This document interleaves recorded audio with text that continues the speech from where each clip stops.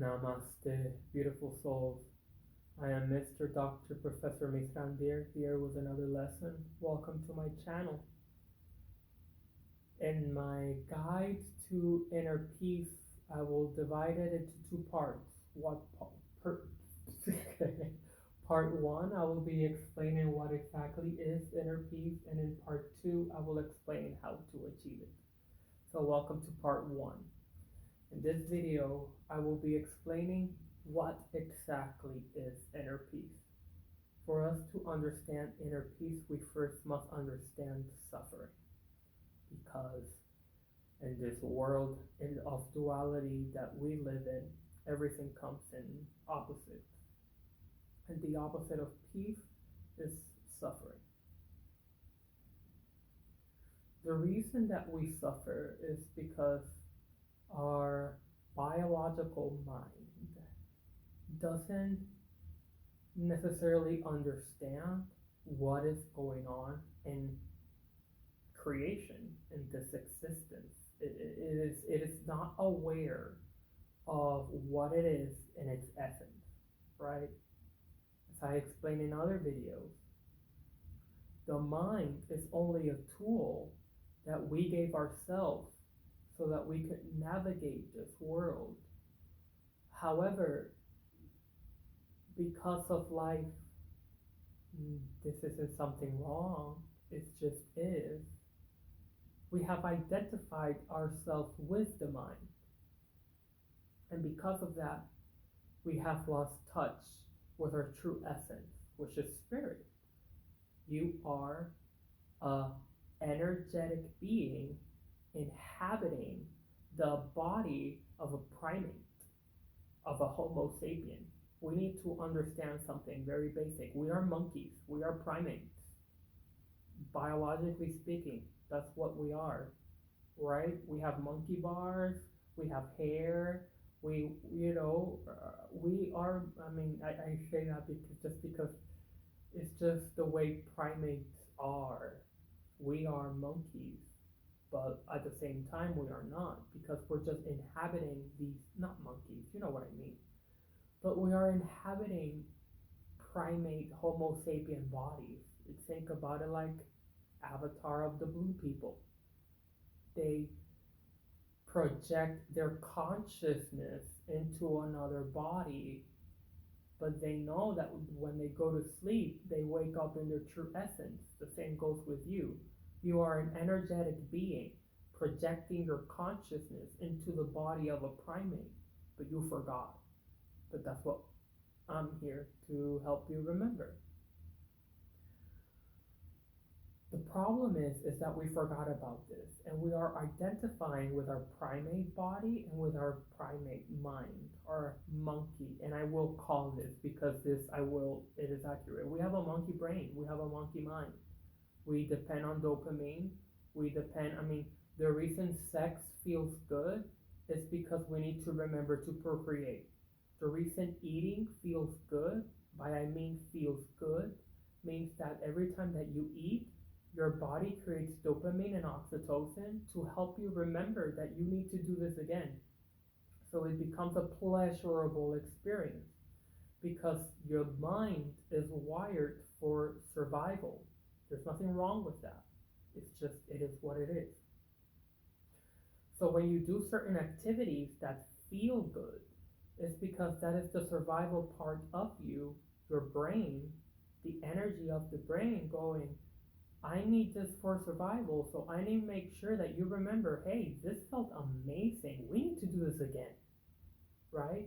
Because that is our purpose. We are here to survive. We are here to, biologically speaking, everything in our DNA, human wise, is built on survival. So why can't we find peace?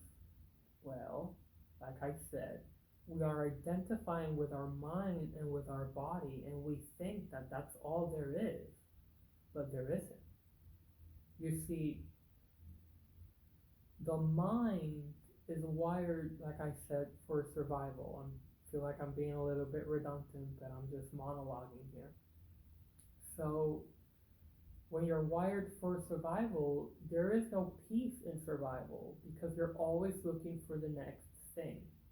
It is a constant 24/7 shattering of the mind, telling you to do things, telling you that this is wrong and this is right and that feels bad, this feels good, because it's trying to keep you alive. That is its job. And if I say so myself, it does a splendid job at it, and we should celebrate it. It's not a bad thing. We should celebrate the fact that our minds and our bodies are so keen on our survival, but they do not lead to peace.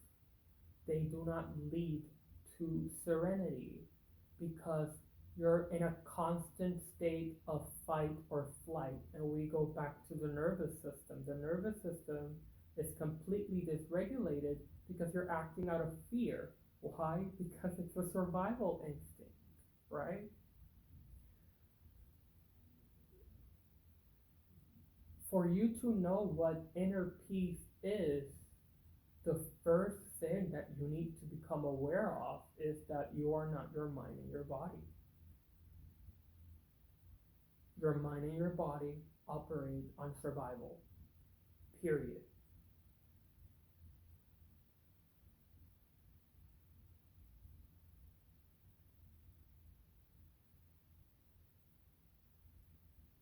I feel like there's something more I should say, but I kind of just felt like that was basically it. When it comes to what it is a state of being aware that you are not in survival mode anymore. You can sit back, relax, and enjoy creation because you know that the mind has stopped trying to keep you alive. You understand that your nervous system has become regulated because there is no more need for flight or flight. You understand that activities like eating, exercise, and coitus are there for your survival, and they might they will feel enjoyable, but they shouldn't be ruling your life out of a state of survival or trauma. We can speak a little bit about trauma.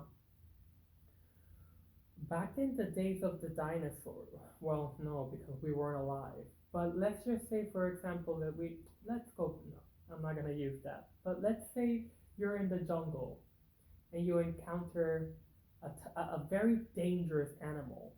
And this animal, when it meets you, it sees you at spray and it bares its teeth at you. Your mind and your body understand that that is a threat to your existence. And because you are built for survival, you immediately go in a state or fight or flight. You either fight for your survival or freeze, depending, but we're not opossums, so I don't like to use the word freeze, but, or flight, I digress, or flight, which is to flee and leave for your survival. A state of inner peace is realizing that you don't need to do this anymore, right? Everything that leads to suffering is because you're identifying with the survival mechanisms of your body and your mind. And you may ask yourself, but how am I supposed to perceive threats? How is my mind and my body supposed to act in a threatening situation? There is a state of awareness that helps you realize that you don't need to fight or flight when you are conscious, not conscience, conscious of the situation. Right now, if I were in the jungle and a dangerous animal were to approach me, I could consciously stay aware of the things that I need to do for my survival without having my body or my mind overpower me to the point of fight or flight. I can look at the threat directly in the eye, and with consciousness, I can make a decision of what I have to do to continue my survival. That is a state of peace. It's just the survival mechanisms aren't running your life anymore.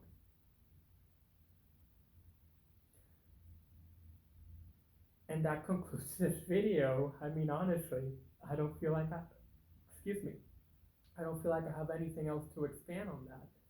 So thank you for joining me for this video. Stay tuned